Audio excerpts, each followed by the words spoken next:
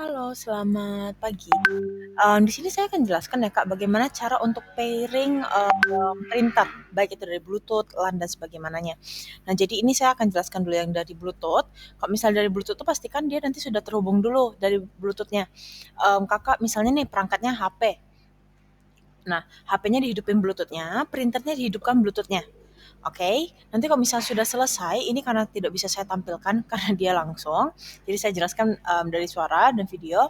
Nah, nanti kalau misalnya kakak sudah hubungkan, nanti dihidupin dua-duanya, kan harus dikaitkan tuh, sama seperti mengkaitkan Bluetooth pada umumnya. Biasanya untuk printer itu mereka namanya itu RPN 00 atau ya RPN 02 atau RPN 002, biasanya seperti itu, atau RPN aja.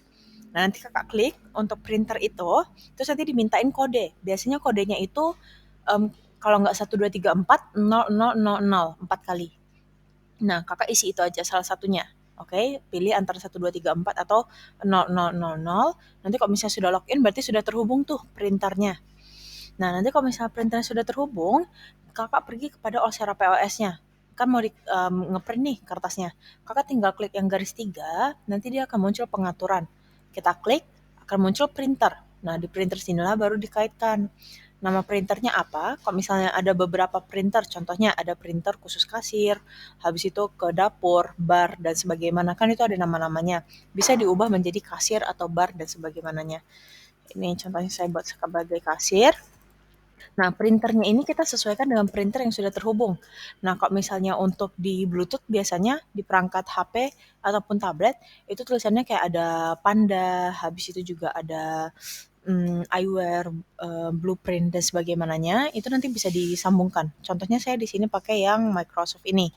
Kalau misalnya sudah selesai, kalau ada cache drawer bisa dikaitkan, kalau tidak ada tidak perlu. Terus nanti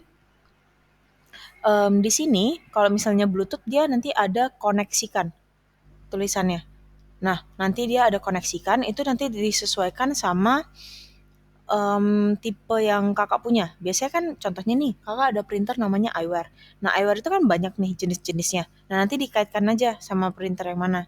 Terus nanti kalau misalnya sudah selesai, kalau misalnya sudah selesai dikaitkan yang di satu itu, kita bisa lagi mengatur namanya itu ada di sini format ini nggak usah, line display nggak usah diapa-apain.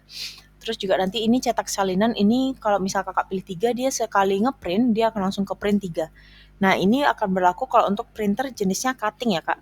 Jadi printer cutting itu dia bakal terotomatis kepotong per stroke-nya. Karena kalau misalnya kakak cuma printer Bluetooth thermal biasa aja, itu biasanya tidak ada cutting-nya.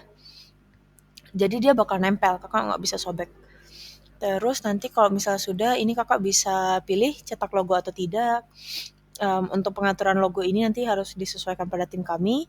Receipt ini dia lebih kepada lebarnya tulisan. Jadi semakin lebar, semakin besar angkanya, dia semakin mepet pada kertas.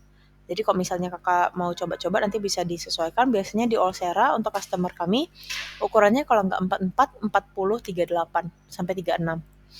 Terus juga di sini ada auto print apakah manual atau otomatis. Terus juga ini kita buat sebagai printer kasir. Kalau misalnya bukan berarti dia printer dapur. Terus sebelum itu pastikan kita tes cetak. Nanti kalau udah ke print berarti dia sudah tersimpan. Nanti baru tinggal klik simpan saja. Nah, kalau misalnya itu yang untuk Bluetooth. Gimana kalau misalnya kakak menggunakan printer USB? Itu sama, dikonekin aja USB-nya, pastikan sudah terhubung antara monitor, CPU, sama si printernya. Terus nanti tinggal dicocokin aja pada printer ini, terus juga nanti dari nama sampai di sini. Untuk printer dapur juga sama, nanti kakak juga tinggal buat saja namanya menjadi printer dapur. Kalau menggunakan LAN ya, printer dapur itu nanti kami bisa bantu. Terus nanti bisa untuk penyocokannya juga sama, nanti dia beda di namanya ini aja, printernya juga dibuat sebagai printer dapur. Nah, untuk printer dapur ini biasanya digunakan untuk usaha F&B, nanti kita bisa klik filter produk mana saja. Ini berdasarkan kategori ya Kak, jadi contohnya nih, setiap dia nanti ada pemesanan makanan, dia akan otomatis kekirim kepada printer kitchen. Sedangkan kalau minuman dia akan ke bar.